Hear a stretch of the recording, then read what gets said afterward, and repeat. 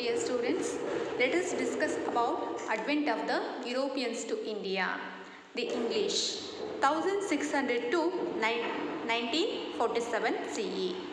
In the beginning, English followed peaceful trade as their policy, but they took advantage of the deteriorating political situation in India to establish their political supremacy. The English are British. In the beginning, English followed peaceful trade.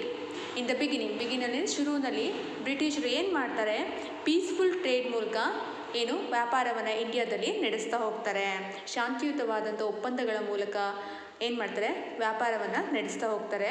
But ಆ ನಂತರದಲ್ಲಿ ಏನಾಗುತ್ತೆ, but they took advantage of the deteriorating political situation. ಕೆಲವೊಂದು ಇಲ್ಲಿದ್ದಂತಹ ಅತಂತ್ರ ಸ್ಥಿತಿಯಲ್ಲಿದ್ದಂತಹ ರಾಜಕೀಯವನ್ನು ಬಳಸಿಕೊಂಡು in India deteriorating political situation in India to establish their political supremacy. ನಿಧಾನವಾಗಿ ರಾಜಕೀಯದ ಕಡೆಗೆ ಗಮನವನ್ನು ಹರಿಸ್ತಾ ಹೋಗ್ತಾರೆ. The merchants of English who aspired to have trade with the eastern. The merchants of ಇಂಗ್ಲೆಂಡ್ನ ವ್ಯಾಪಾರಿಗಳು ಏನು ಮಾಡೋದು ಶುರು ಮಾಡ್ತಾರೆ, who aspired to have trade with eastern found the East India company. ಇಲ್ಲಿದ್ದಂಥ ವ್ಯಾಪಾರಿಗಳೆಲ್ಲರೂ ಸೇರಿಕೊಂಡು ಒಂದು ಕಂಪನಿಯನ್ನು ಇಂಡಿಯಾದಲ್ಲಿ ಶುರು ಮಾಡಬೇಕು ಅಂತ ಹೇಳ್ಬಿಟ್ಟು ಇಂಗ್ಲೆಂಡ್ನ ರಾಣಿಯಾದಂತಹ ಎಲಿಜಬೆತ್ತಳ ಪರ್ಮಿಷನನ್ನು ತಗೊಳ್ತಾರೆ.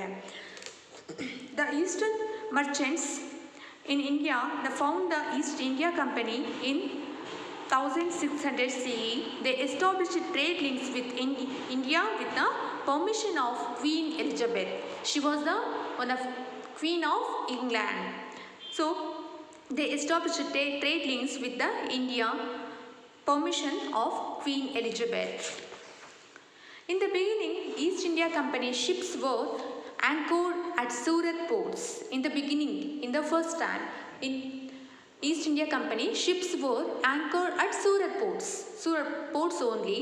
Sir Thomas Roe visited the court of Mughal Emperor Jahangir in 1615 CE.